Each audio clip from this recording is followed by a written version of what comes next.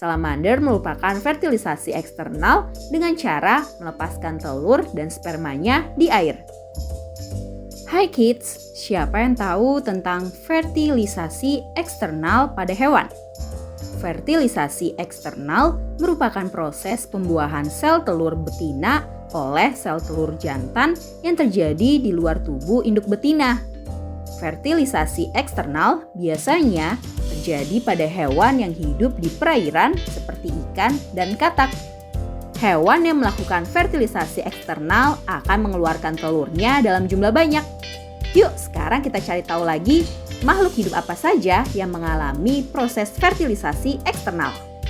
Sebelum kita lanjut videonya, jangan lupa klik tombol subscribe dan tombol loncengnya ya. Ikan grunion. Ikan jenis ini mengalami proses fertilisasi yang unik, yaitu dengan berenang ke pantai, mengubur ekornya di pasir, lalu bertelur. Sedangkan ikan jantannya akan membuahi telurnya sehingga terjadi fertilisasi eksternal. Ikan salmon, masih dari keluarga ikan. Ikan salmon juga termasuk hewan yang mengalami fertilisasi eksternal. Untuk bertelur, ikan salmon akan berenang jauh dan biasanya membuat sarang yang berada di hulu sungai tempat kelahirannya. Lalu, ikan salmon jantan akan melepaskan spermanya di atas sarang tersebut. Pada saat itulah, sel telur dan sperma bertemu di sarang yang dipenuhi air dan terjadilah proses pembuahan. Salamander. Salamander merupakan fertilisasi eksternal dengan cara melepaskan telur dan spermanya di air.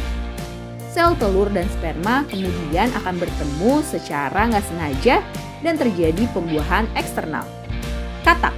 Katak melakukan fertilisasi eksternal dengan cara yang unik. Katak betina melepaskan sel telurnya ke badan air agar kelembapannya tetap terjaga, dan katak jantan akan melepaskan spermanya ke badan air. Pada saat itu, sperma dan sel telur kemudian bertemu dan terjadilah proses fertilisasi eksternal. Terumbu karang.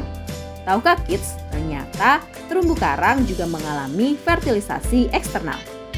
Proses fertilisasi terjadi pada spesies karang di suatu daerah.